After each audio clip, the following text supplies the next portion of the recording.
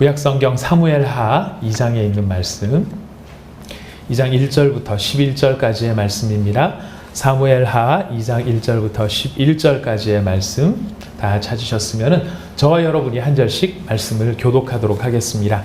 저희가 교독하는 이 말씀은 지금도 살아계신 하나님의 말씀입니다. 제가 먼저 읽도록 하겠습니다. 그 후에 다윗이 여호와께 여쭈어 아뢰되 내가 유다 한 성읍으로 올라가리이까? 여호와께서 이르시되 올라가라. 다윗이 아뢰되 어디로 가리이까? 이르시되 헤브론으로 갈지니라.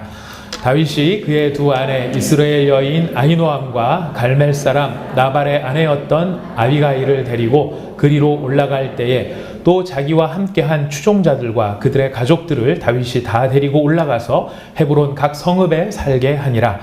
유다 사람들이 와서 거기서 다윗에게 기름을 부어 유다 족속의 왕으로 삼았더라. 어떤 사람이 다윗에게 말하여 이르되 사울을 장사한 사람은 길르앗 야베스 사람들이니이다 하매 다윗이 길르앗 야베스 사람들에게 전령들을 보내 그들에게 이르되 너희가 너희 주 사울에게 이처럼 은혜를 베풀어 그를 장사하였으니 여호와께 복을 받을지어다. 너희가 이 일을 하였으니 이제 여호와께서 은혜와 진리로 너희에게 베푸시기를 원하고 나도 이 선한 일을 너희에게 갚으리니 이제 너희는 손을 강하게 하고 담대히 할지어다. 너희 주 사울이 죽었고 또 유다 족속이 내게 기름을 부어 그들의 왕으로 삼았음이니라 하니라. 사울의 군사령관 넬의 아들 아브넬이 이미 사울의 아들 이스보셋을 데리고 마하나임으로 건너가 길르앗과 아술과 이스라엘과 에브라임과 베냐민과 온 이스라엘의 왕으로 삼았더라. 사울의 아들 이스보셋이 이스라엘 왕이 될 때에 나이가 40세이며 2해 동안 왕 위에 있으니라. 유다 족속은 다윗을 따르니 11절을 같이 읽겠습니다. 다윗이 헤브론에서 유다 족속의 왕이 된 날수는 7년 6개월이더라. 아멘. 얼마 전에 좀 사람들에게 많이 관심의 대상이 되었던 드라마 가운데 미생이라는 드라마가 있습니다. 원작은 만화로 만들어진 작품이었죠. 거기에 직장 생활을 하는 사람들의 애환이 거기에 담겨져 있는 그런 드라마였고 만화였었습니다. 근데 거기에 쭉 살펴보면은 많은 사람들이 공감을 하는 부분 가운데 하나가 이 부당한 직장 상사로 말미암은 사원들의 고충과 고뇌 또 괴로움 이런 것들이 있었고 그런 것들이 사람들에게 많은 공감을 일으켰던 것 같습니다. 수많은 같은 부하 직원들이 있는데 굳이 하나 콕 찍어서 나만 찍어가지고 이제 괴롭히는 상사가 있을 수 있습니다. 그래서 야근이란 야근은 전부 저한테 몰아줍니다. 해야 될 많은 할 수 있는 능력이 있는 사람이 많음에도 불구하고 굳이 나한테만 야근을 하라고 하는 사람 그런 경우가 있고 또 공휴일이 되면 나도 가족이 있고 나도 쉴 줄 알고 나도 좀 쉼을 누려야 되는데 그날 출근해서 굳이 나만 출근을 시켜서 일을 하게 하는 그런 경우들도 있습니다. 무슨 프로젝트가 있어가지고 프로젝트 보고서를 열심히 만들었더니 프로젝트 내용을 볼 때는 뭐가 어떠니 저떠니 뭐 이게 말이 되는 소리니 어떠니 하고 나중에 상사한테는 그것을 싹 보고할 때는 자기 이름으로 바꾸어서 보고를 하고 그래서 그 프로젝트가 좋은 칭찬을 받게 되면은 그것을 마치 자기의 공로인 양 입을 싹 닫고 혼자 독식을 하는 그런 상사가 있을 수 있습니다. 게다가 무슨 구조조정이다. 뭐 회사에서 무슨 인사 고과에 관한 문제가 생기면은 나한테 그런 것을 온갖 걸 다 시키고 온갖 걸 다 빨아먹고 난 다음에도 구조조정의 대상으로 늘 이름을 거들먹거리면서 협박을 하고 네 생사 여탈권은 나한테 있다. 이런 식으로 사람을 쥐어짜는 그런 직장 상사가 있을 수 있습니다. 여러분 혹시 그런 직장 상사한테서 더도 말고 한 3년만 밑에서 일을 하신다 그러면 여러분 마음이 어떠실까요? 최근에 우리가 안타까운 소식을 들은 여러 소식 가운데 하나가 정말 젊은 나이에 되기 힘든 시험에 합격하여서 모든 사람이 다 부러워할 만한 사회적 지위에 올랐지만 스스로 그 목숨을 끊은 안타까운 검사의 이야기가 있었습니다. 이런 이야기들이 다 그런 것과 관련된 이야기라고 생각이 듭니다. 그런데 그렇게 나를 괴롭히고 힘들게 하고 어렵게 만들었던 그 직장 상사가 그 위에 계신 사장님이나 회장님한테 그 모든 잘못들이 드러나가지고 벌을 받은 거예요. 잘렸어요. 아니면 잘리지는 않았더라도 다른 부서로 전보 발령이 됐어요. 안 그러면 좌천이 됐어요. 여러분이 그런 소식을 딱 들었다. 여러분들 어떠시겠습니까? 여러 직원들 앞에서 차마 체면이 있으니까 그 자리에서는 어떻게 표현을 못하더라도 냅다 화장실로 달려가서 변기를 붙잡고 아자 정의는 살아있어. 역시 하나님이 내 고통을 들으신 거야. 정말 이 모든 일들은 정말 체중이 3년 묵었던 체중이 쑥 빠지는 것 같아. 막 이러면서 너무너무 행복하고 좋아하고 손뼉을 칠 것 같습니다. 안 그러면 안 해도 될 회식 자리를 만들 수도 있겠고요. 그 기쁨이 너무 큰 나머지 우리는 어쩌면 그 자리에서 방방 뛸지도 모르겠습니다. 자, 그렇게 모든 사람이 다 나를 괴롭히던 직장 상사가 어떻게 전보가 되든 잘못 어떻게 좌천이 되든 잘리든 그런 결과가 생기면 너무너무 손뼉을 치고 좋아해야만 할 것 같은데 의외로 그런 일이 벌어졌는데도 하나도 좋아하지 않고 되려 우는 사람이 있었습니다. 그 사람이 누구였냐면 바로 다윗이었습니다. 사울이 사무엘상 31장 전투를 끝으로 죽임을 당합니다. 사울과 그의 세 아들이 블레셋 사람들의 손에 잡혀서 아주 처참한 죽음을, 비참한 죽음을 맞이하게 됩니다. 사울이 죽었다는 소식을 들으면 가장 기뻐해야 될 사람이 누구였겠습니까? 사실은 다윗이었겠죠. 왜냐하면 그 사울 때문에 다윗은 몇 번이고 죽을 위기를 넘겼고 지금도 자기 고향에 있지를 못하고 블레셋이라고 하는 이방 나라 가운데 망명 생활을 해야만 하는 그곳에서 미친 사람 흉내를 내며 자기의 수염에다가 침을 질질 흘리면서 정신병자 흉내까지를 내야만 됐던 이유가 어디에 있었냐면 바로 그 사울의 박해와 이유 없는 그 사울의 괴롭힘 때문이었던 것입니다. 자, 그러던 사울이 죽었으니 다윗 입장에서는 이제 한숨 쉬고 이제 좀 편안하게 자겠구나. 내가 더 이상 이제 이 오금을 저리지 않고 늘 마음속에 뭔가 이 응어리를 품지 않고 살아도 되겠구나. 그렇게 할 법한데 정말 놀랍게도 다윗은 그 사울과 요나단의 죽음의 소식을 듣고 너무나 큰 슬픔 가운데 젖어듭니다. 애통함 가운데에 정말 그 두 사람의 죽음을 애도하면서 자신이 표현할 수 있는 가장 큰 슬픔으로 사울과 요나단의 죽음을 애도를 하고 있습니다. 혹자는 이런 다윗의 모습을 보면서 너무 위선적이다. 어째 사람이 지는 감정도 없나? 좋은 모습은 저 혼자 다 하려 그러네. 아주 그냥 어디를 가나 얘는 천사표만 하려 그래요. 아마 이렇게 생각하려는 분들도 계실지 모르겠습니다.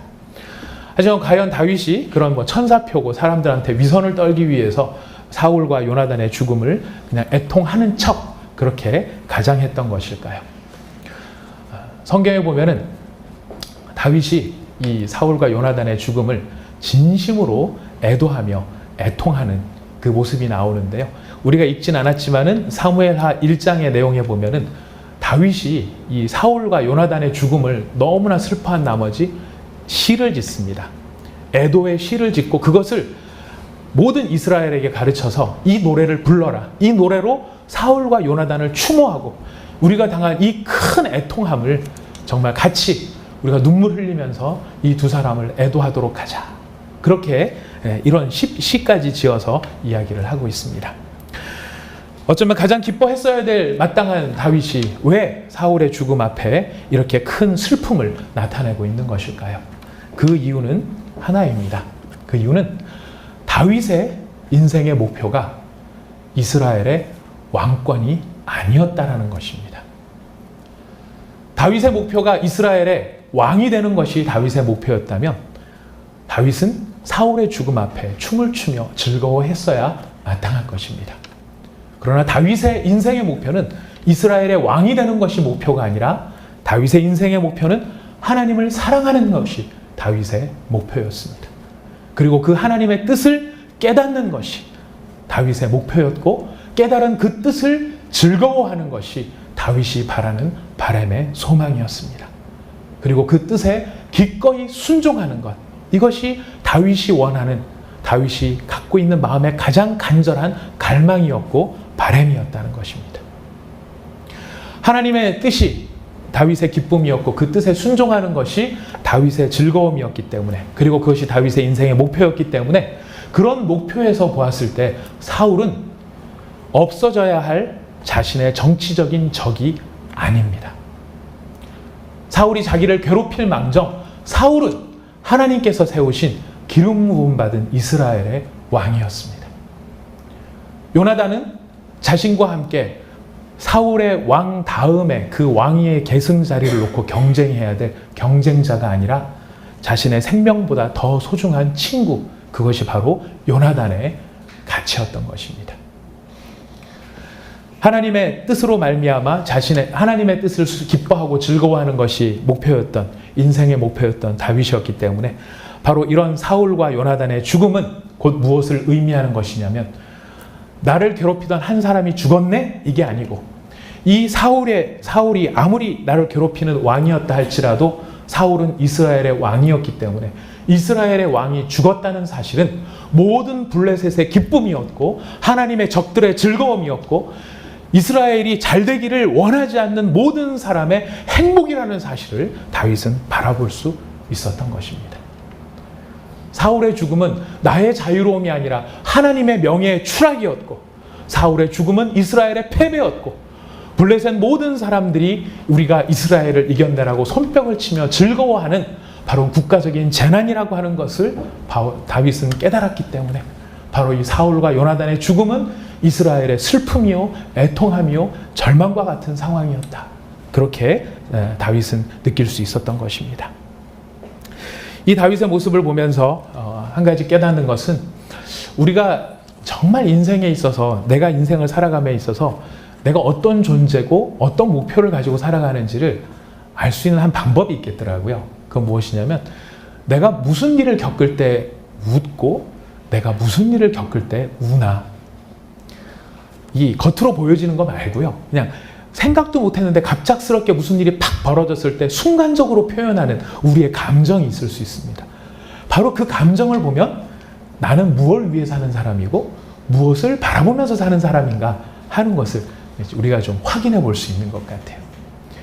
지금 사울의 갑작스러운 죽음에 대하여서 다윗이 진짜 애통했다는 것은, 다윗이 묵상하고 생각해서 이거 한번 좀 울어줘야 이게 내가 다음 수순이 훨씬 좋을 건데, 이렇게 고려하고 울었다면 정말 그는 위선자였겠지만, 그 죽음의 소식을 듣자마자 자기의 옷을 찢고 모든 사람들의 머리를 풀고 죄를 뒤집어 쓰고 통곡을 하였던 장면을 보면 다윗이 얼마만큼 진정으로 하나님을 사랑하는 사람이었는지, 하나님의 뜻을 존중하는 사람이었는지를 우리는 확인할 수 있습니다. 아무튼 다윗은 이렇게 사울과 요나단을 진심으로 애도합니다. 그리고 진정으로 그의 죽음을 슬퍼합니다. 이 모든 슬픔의 기간이 끝난 다음에 이제 다윗은 자기가 사울이 죽었으니까 그 다음에 누가 왕이 되어야 됩니까? 하나님 앞에서 보면은 자기가 왕이 되어야 되는 상황이 됐습니다.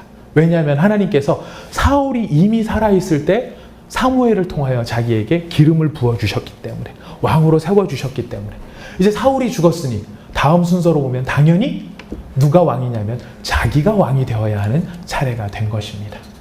자, 이런 상황 속에서 다윗이 가장 먼저 한 일이 무엇일까요? 슬픔의 모든 기간이 끝난 다음에 다음 왕은 나다라고 하는 이 피할 수 없는 운명 앞에서 다음에 내가 왕이 되려고 하는 사람의 입장에서는 무슨 일을 해야 되는 것이 마땅하겠습니까? 우리가 대통령이 당선이 되면 우리나라에서도 대통령 인수위원회가 구성이 됩니다. 그리고 국가의 여러 아젠다를 점검을 하고 어떻게 하면 내가 통치를 잘할 수 있을지 전략을 짜게 됩니다.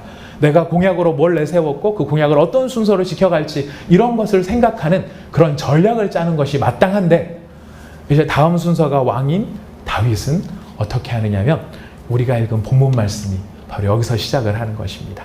다윗은 어떻게 시작을 하느냐면 2장 1절 말씀 우리 같이 한번 읽어볼까요? 2장 1절 시작.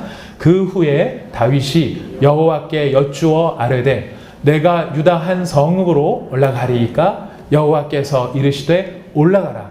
다윗이 아뢰되 어디로 가리이까? 이르시되 헤브론으로 갈지니라. 가장 먼저 하는 일이 무슨 일을 하고 있습니까? 무슨 일을 하고 있다고요? 예, 여호와께 여쭙는 일을 합니다. 여호와께 여쭙는 일, 이거를 전문 용어 두 글자로 뭐라고 할까요? 예, 여호와께 여쭙는 일, 전문 용어로 기도라고 합니다. 다윗이 이 모든 일들을 끝내고 난 다음에 가장 먼저 한 일은 뭐냐면 바로 하나님 앞에 기도하는 일을 합니다.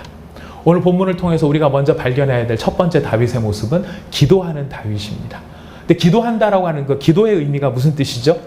기도한다는 것은 하나님께 묻는다는 뜻일 뿐만 아니라 기도한다는 행위 자체에 담겨있는 가장 중요한 뜻은 무엇이냐면 삶의 주도권이 내게 있는 것이 아니라 하나님께 있음을 인정하는 행위가 바로 기도한다라는 행동입니다.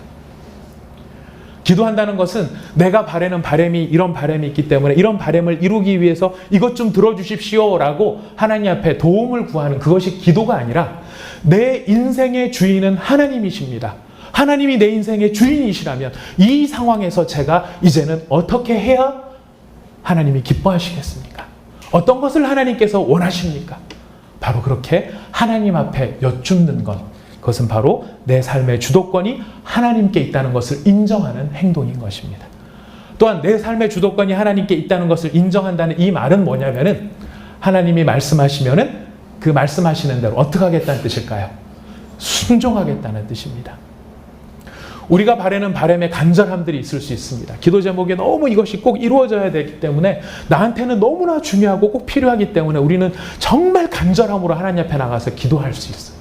근데 여러분, 그렇게 간절함을 가지고 기도할 때 우리가 한 가지 더 기억해야 될 것이 있는데요.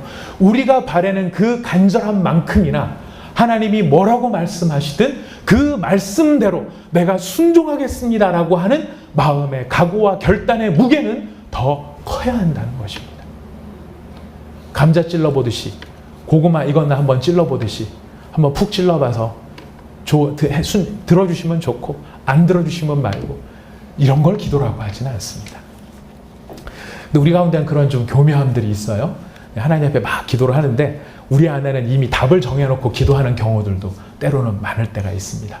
그래서 우리 막 기도를 하지만은 내가 원하는 건 이건데 이거를 막 그냥 하자니 좀 찜찜하고 하니까 어쨌든 기도라고 하는 과정에 하나님의 사인을 좀 받고 하면 이 결제 라인에 있어서 나중에 책임도 좀 면할 것 같고 이런 생각 속에 하나님 앞에 기도를 하는 경우들이 있습니다.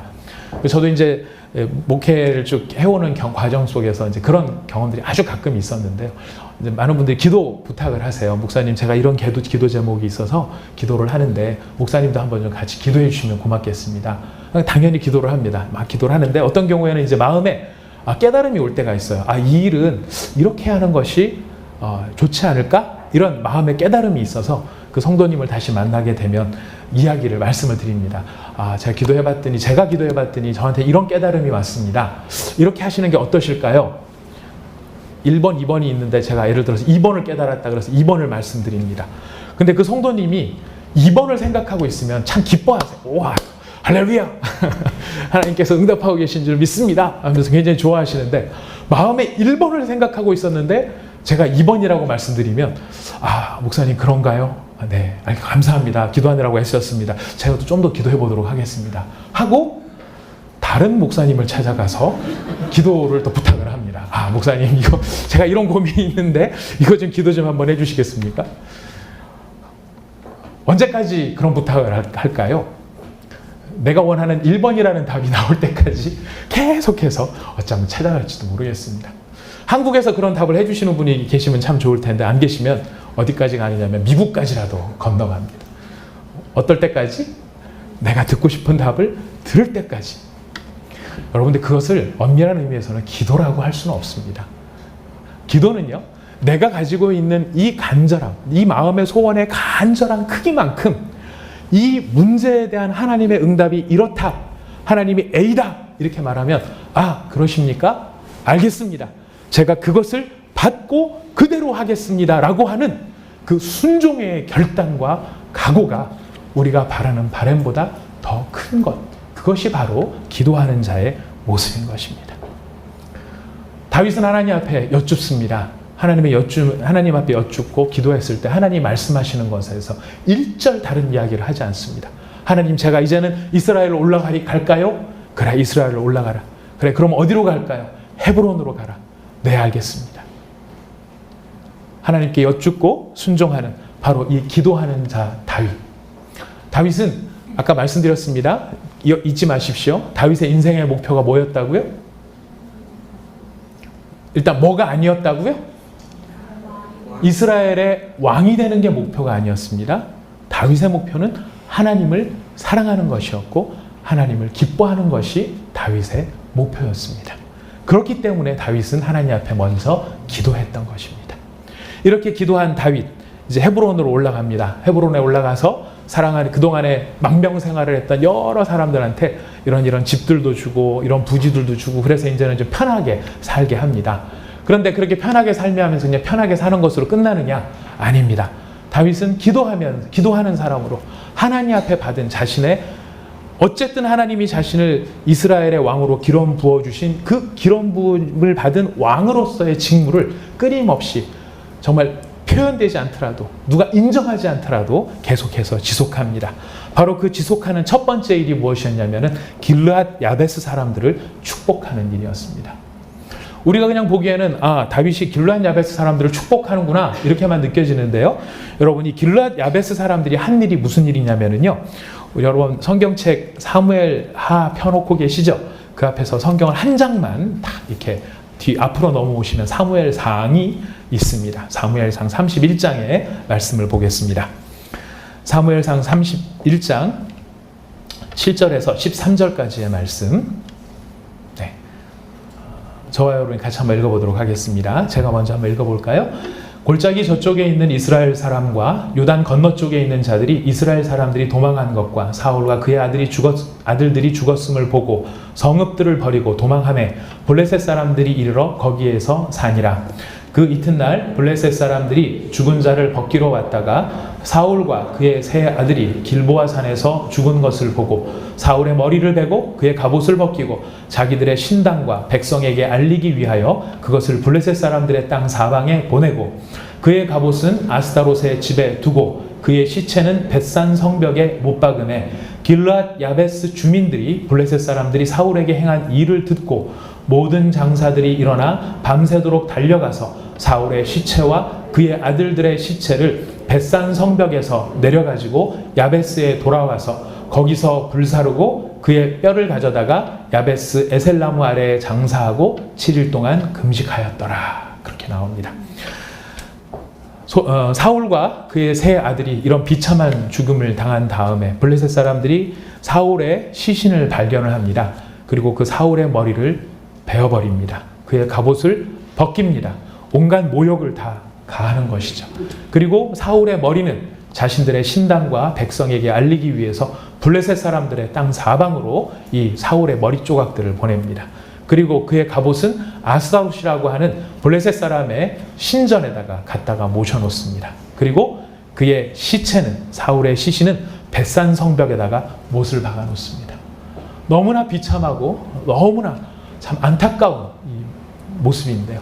바로 이 소식을 이스라엘의 모든 사람들이 듣습니다. 그런데 모든 사람이 그 이야기를 들었음에도 불구하고 그런 소식을 듣고 반응을 보인 사람이 한 족속이 있었는데 바로 그 사람들이 길르앗 야베스 사람들이었어요.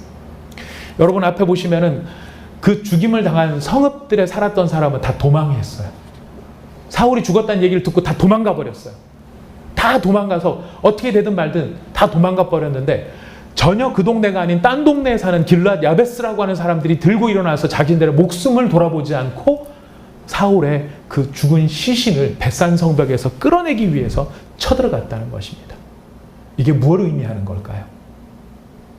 길르앗 야베스 사람이란 바로 사울의 충복 중에서도 가장 충성된 사람들이었다라는 것입니다. 사울을 아끼는 사람이 많이 있었을지라도 자기의 목숨을 내걸고 그 밤에 달려갈 수 있는 사람이 한 사람도 없었던 데 비해서 길르앗 야베스 사람들은 자신들이 죽을 것을 두려워하지 않고 그 밤에 달려가 사울의 시신을 끄집어 내릴 만큼 바로 그들은 사울을 아끼고 진정으로 사랑하는 사울의 충복들이었다는 것입니다. 자, 이제 다윗의 입장에서 보면 어떤 입장이 될까요? 지금 다윗이 이스라엘의 다음 왕으로 떡하니 인정을 받으면 좋은데 지금 사울이 죽기는 했지만 여전히 누가 남아있냐면은 사울의 자식이 남아있는 상황이에요. 그리고 여러 형편으로 봤을 때 사울의 왕권에 영향을 받는 사람들, 또 거기서 기득권을 가진 사람들이 그대로 남아있기 때문에 이 사람들이 다윗에게 와서 다윗 왕이여 이렇게 부를 상황이 아닌 거거든요. 그런 상황에서 이스라엘의 사울 다음에 다른 왕을 옹립을 했을 때 가장 큰 영향력을 발휘할 수 있고 힘을 발휘할 수 있는 게 누구냐면 바로 이 길르앗 야베스 사람들이었던 거예요.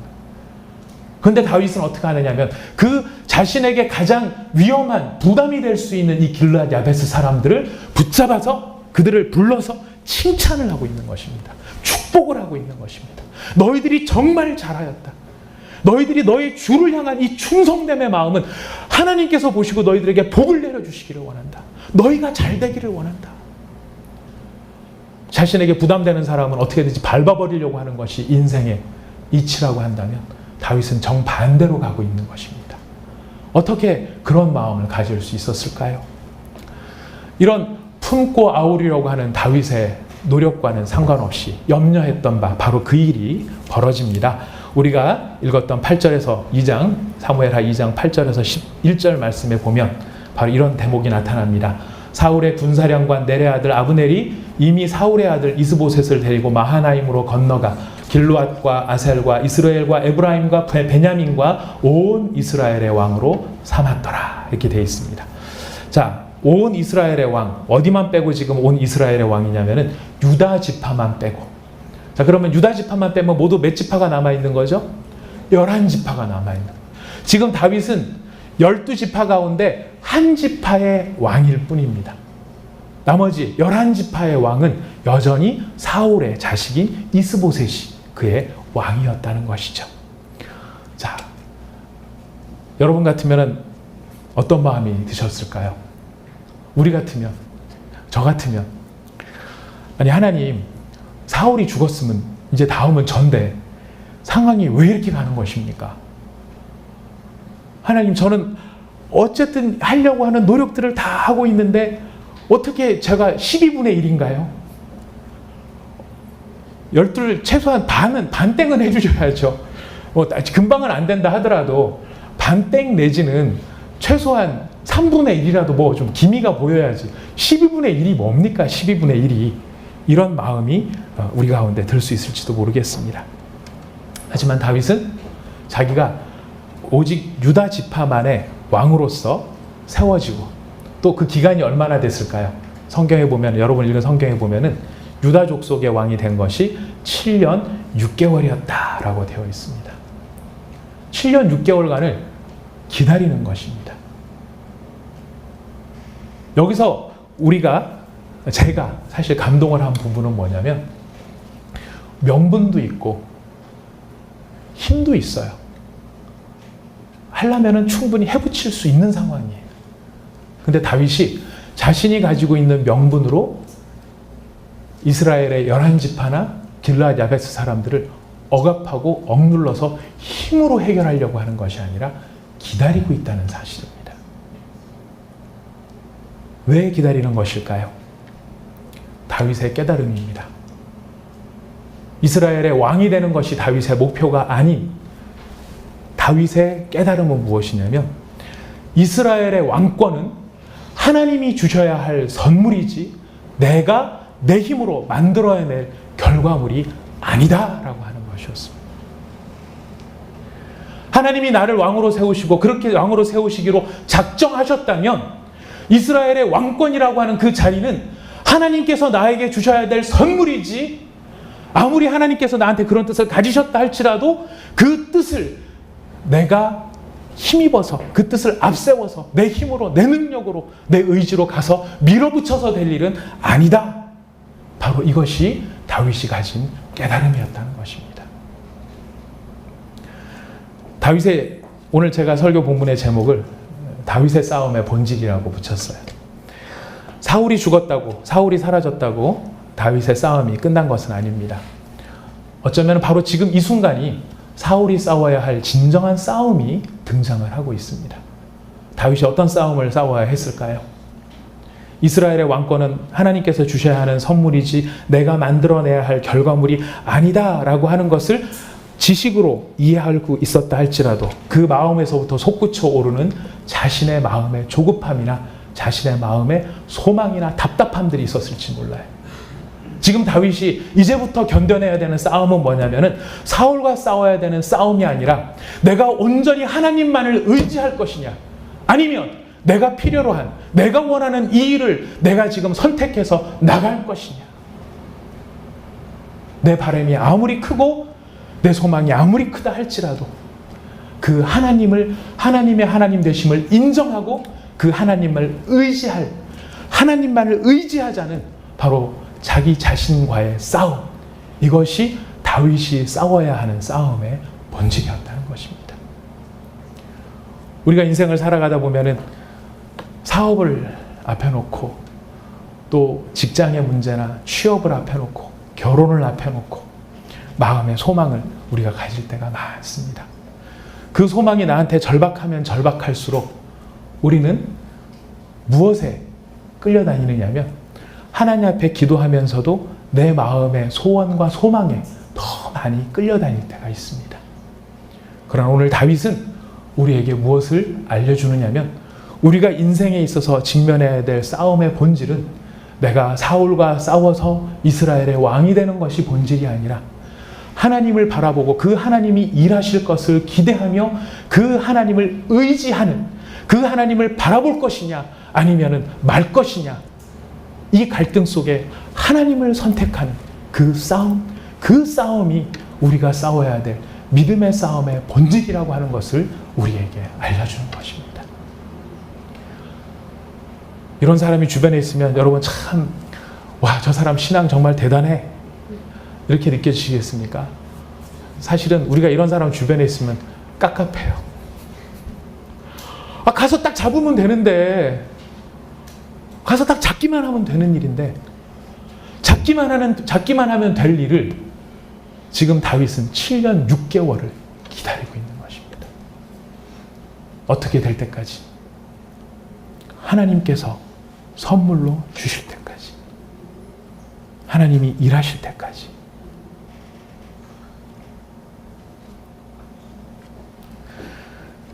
우리가 인생을 살아가면서 우리의 모든 삶의 목표가 무엇인가, 우리가 여러 가지 생각을 할 때가 많이 있을 것입니다. 오늘 우리가 다윗의 말씀을 생각하면서 하나님 앞에 스스로를 점검해 봅니다. 나는 무엇을 기뻐하는가? 나는 무엇을 원하는가? 여러분, 개척교회 목사로서 제가 원하는 바가 있다면 뭘까요? 제 마음의 소원? 여러분이 보시기에 저는 어떤 소원을 가지고 살아가는 사람같이 보이십니까? 일단 키가 더 컸으면 좋겠다. 이건 제 소원은 아닙니다. 머리가 안 빠졌으면 좋겠다. 이것도 제 소원이 아닙니다. 충분히 인간적으로 가질 수 있는 소원들은 교회가 빨리 성장하고 잘 되고 사람들 앞에 칭찬받고 좋아하고 이런 것들이 얼마든지 마음의 소원이 될 수 있습니다. 그거 싫어할까요? 예, 감사합니다. 정확히 보셨습니다. 싫어하지 않습니다. 바람이 있습니다. 그러나 그 바람이 저의 가장 큰 바람이 되어서는 안 된다고 오늘 본문 말씀은 저에게 이야기하고 있습니다. 네가 가져야 될 가장 중요한 소원이 있고 바람이 있고 뜻이 있다면 그것은 바로 하나님을 사랑하는 일이 되어야 하고 그 하나님을 기뻐하는 일이 되어야 하고 네 눈에 당장에 보기에 아무리 좋지 않다고 할지라도 그것이 하나님의 뜻이라면 네, 알겠습니다. 하나님, 제가 그렇게 순종하겠습니다. 하는 것이 마땅한 사람이 되어야 한다. 오늘 본문 말씀은 저에게 그렇게 선포하고 있습니다. 본문은 여러분들에게 무엇을 말씀하고 계십니까? 오늘 다윗을 통한 이 본문 말씀은 여러분에게 여러분의 삶에 가장 중요한 것이 무엇이 되어야 하는지, 여러분의 삶에 큰 기쁨이 무엇이 되어야 하는지 여러분에게 웅변하고 있을 것입니다. 여러분 모두가 다윗과 같은 안목을 갖는 사람이 되시기를 축복합니다. 그리고 다윗과 같은 믿음이 있기를 축복합니다. 그리고 여러분의 마음속에 가장 큰 감사와 기쁨과 즐거움이 바로 하나님 자신이 되실 수 있기를 축복합니다. 여러분이 하나님을 이렇게 사랑하실 때 하나님께서 여러분을 위하여서 일하실 것입니다. 다윗이 하나님을 사랑할 때 하나님께서 다윗을 위해 일해 주셨습니다. 우리가 그 사실을 믿고 우리 마음이 조급해지고 성급해지고 빨리 이루어지면 어떻게 해주세요라는 마음이 찾아올 때 우리가 이 다윗의 자리에 들어가 하나님, 저는 하나님이 저의 기쁨이십니다. 하나님이 저의 즐거움이십니다. 하나님의 뜻이 저의 가장 행복한 일입니다.